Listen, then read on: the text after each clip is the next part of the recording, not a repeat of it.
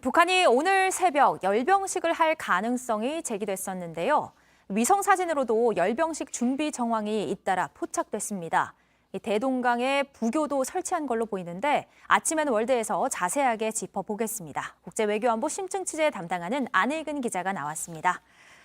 네, 그러니까 북한에서는 오늘이 조선인민혁명군 창설 기념일인 거죠? 네, 북한은 군 창건 기념일이 두 개인데요. 1948년 2월 8일 조선인민군을 창설한 날을 기념하다가 1978년부터는 김일성 주석이 1932년 4월 25일 항일 빨치산 유격대를 만들었다고 보고 이날을 건군절로 기념해 왔습니다. 그러다가 김정은 위원장 집권 이후인 2017년부터 건군절을 2월 8일로 다시 바꾸고 4월 25일은 조선인민혁명군 창건기념일로 기념하고 있습니다. 32년이니까 오늘이 90주년 되는 날입니다. 김정은 위원장 집권 시대에는 심야 새벽 열병식도 종종 진행을 했기 때문에 오늘 새벽에 열병식을 진행했을 가능성을 배제할 수 없습니다. 미국 북한 전문 매체 NK뉴스는 제트기나 불꽃놀이 소리는 들리지 않지만 김일성 광장이 조명 때문에 밝다고는 전했습니다. 열병식이 진행됐을 수도 있다는 거잖아요, 지금. 그렇습니다. 위성 사진으로 봐도 지금 열병식 준비 정황이 곳곳에서 포착이 되고 있다고 했는데 어떻게 드러나고 있죠? 네, NK뉴스에서 보도한 내용인데요. 평양 국제공항, 통상 순환공항으로 부르는데 여기에 있어야 할 고려항공의 일류신 62가 백두산 아래 삼지연 공항에서 모습을 드러냈고요. 예. 또 다른 비행기들은 지난 주말 이렇게 탑승 계단이 부착된 채로 평양 공항에 주기돼 있는 모습이 관측이 됐습니다. 과거 사례로 볼 때 열병식을 앞두고 내빈들을 평양에 내려줬을 수 있다고 봤습니다.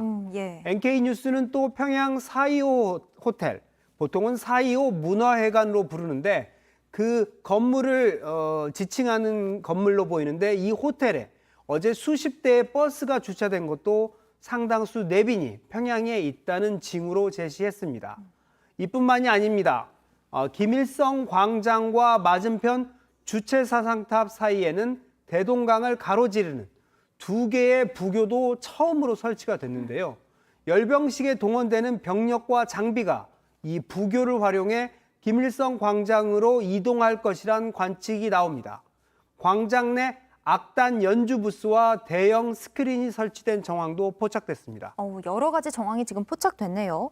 무엇보다 관심이 가는 건 이번엔 어떤 신형 무기를 열병식에서 공개할지잖아요. 네, 북한의 열병식이 우리에게 위협적인 건 매번 열병식 때마다 신무기를 새롭게 우리에게 선보였기 때문인데요. 예. 우리 군과 정보 당국은 이번 열병식에 2만 명의 병력이 참여할 것으로 보고 있고요.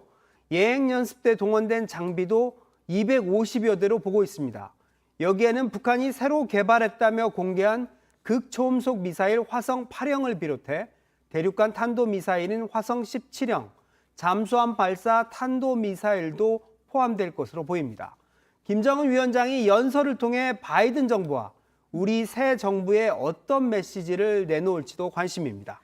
네, 그렇군요. 우리나라 입장에선 좀 예의주시할 필요가 있겠습니다. 네, 마지막으로 프랑스 대선 결선 투표가 끝났는데 마크롱 대통령이 연임에 성공을 했다고요? 네, 예상대로 에마뉴엘 마크롱 프랑스 대통령이 연임에 성공했습니다. 마크롱 대통령의 말 들어보겠습니다. Ce jour du 24 avril 2022, une majorité d'entre nous a fait le choix de me faire confiance pour présider notre République durant les 5 années à venir. 극우 성향의 마린 르펜 후보도 패배를 인정을 했는데요. 프랑스 대통령이 재선에 성공한 건 20년 만입니다. 다만 표차는 5년 전 32%포인트나 났었지만 이번에는 16%포인트에 그칠 것으로 전망됐습니다. 네, 프랑스 대선 이야기까지 오늘 잘 들었습니다. 지금까지 안일근 기자였습니다.